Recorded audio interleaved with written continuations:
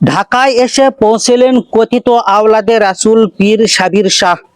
এমন একটা পীর, যেই পীরের মুখে দাড়ি নাই, ছোট ছোট দাড়ি, যেগুলো নাস্তিকের মুখে যে সমস্ত যে স্টাইলের দাড়ি থাকে, এই স্টাইলের দাড়ি। সে নাকি আওলাদে রাসূল। তাহলে শয়তান কে? শয়তানের বড় ভাই কে?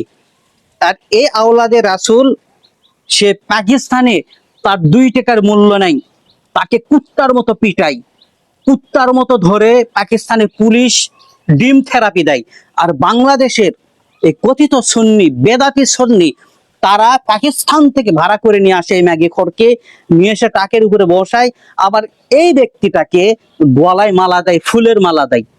এটা নাকি রাসূলের জন্মদিনের আনন্দ। নাউজুবিল্লাহ।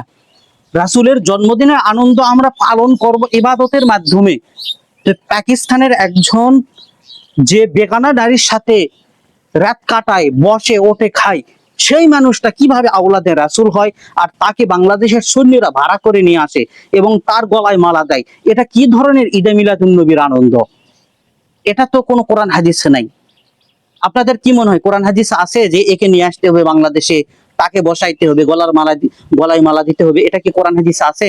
যদি থাকে তাহলে আয়াত পেশ করেন, হাদিস পেশ করেন।